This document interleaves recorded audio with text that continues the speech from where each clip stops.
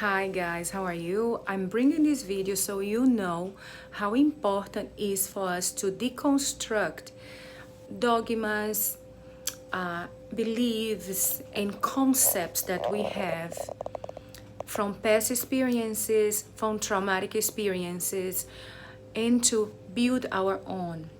It is so important that we identify that these old constructions that we have made, they were often not made by us. And so we start to see ourselves and to see the world in such a distorted way than the way that we would see if we were actually consciously making a choice and consciously present.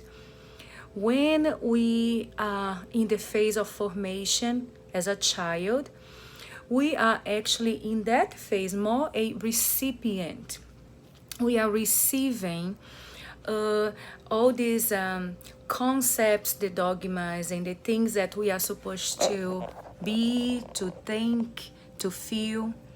We don't really choose. We are just repeating patterns from our system as our parents, even foster care kids. They are just repeating the patterns or repeating the concepts of these patterns. For example, a foster kid can feel very often that they were not good enough, and they are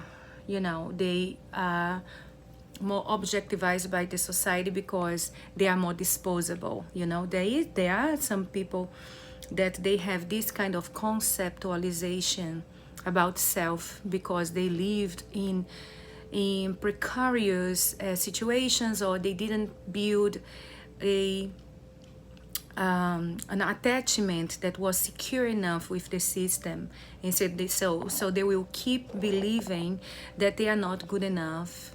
And that's how the system taught me to think about myself. As adults, we are not incarcerated in the system. As adults, we can make a choice to change our worldview by becoming more and more authentic, more and more conscious, more and more aware. And that is not an easy work because we are going to be very much influenced by everything around us. It's a process of deconstruction. It's a process of self-reflection. It's a process of inner empathy. We need to empathize with self. We need to have compassion. Not pityness, but compassion with love. I used to say compassion means with love. So we need to have love to ourselves. So then we get used to that we deserve the love, from the system, that we deserve the love, to receive love from relationships. So we do need to re-educate ourselves in relation to that, in relation to the way that we conceptualize ourselves. And then it's going to influence how we conceptualize others and relationships and systems and everything. Because then I feel that I am my own agent. I feel that I have a autonomy. I can hold myself accountable.